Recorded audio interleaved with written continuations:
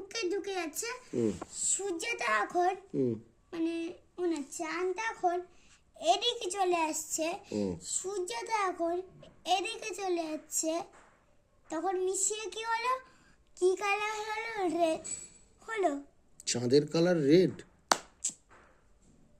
না সানের কালার? কোনটা বলছো, সান না মুন? সান। তাহলে তুমি এবার বলো,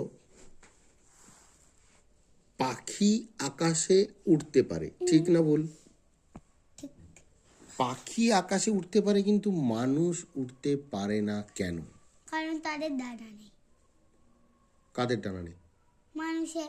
তারা কিসে করে উঠতে পারে? এরোপ্লেনে। কারা?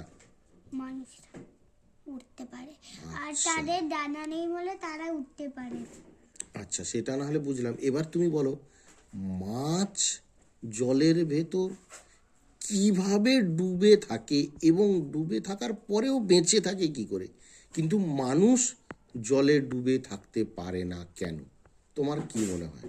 মানুষ যখন বেশি করে জলে ডুবে থাকে তখন তাদের নিঃশ্বাসগুলো বন্ধ হয়ে যায়, আর তাদের শরীরটা বরফের মতো ঠান্ডা হয়ে গেলে তারা মরে যায়। আর যখন মাছেদের ওই রকম হয় না, কারণ মাছেদের অনেক শক্তি আছে, ওই জন্য মাছেরা জলে থেকে তারা জলে বাঁচতে পারে, আর আমরা ঘরে বাঁচতে পারি। সেটা মাছেদের ঘর নেই, মাছেদের একটাই ঘর, সেটা হচ্ছে জল। মাছেদের একটাই ঘর, সেটা হচ্ছে জল, তাই তো? হ্যাঁ, আমি আগে ছোটবেলায় না পুঁটি মাছকে একটা কৌটো করে ভরে রাখতাম, আর ফুটো করে দিতাম, সে একটু বড় বড় করে দিতাম, সেটা দিয়ে মুড়ি দিতাম, তারা খেত।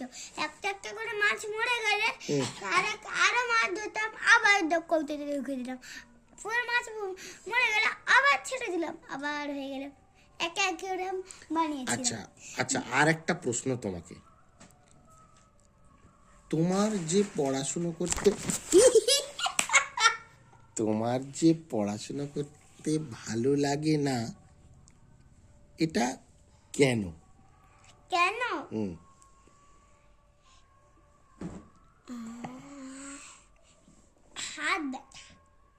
হাত ব্যথা হয় না, লোকে তো পড়ে মুখে পড়লে হাত কি করে ব্যথা হবে? মুখে পড়তে কি জানি তার অন্য মানুষ হয়ে যায়। মানে তখন মনটা কি হয়, মানে কি মনে হয়? পটি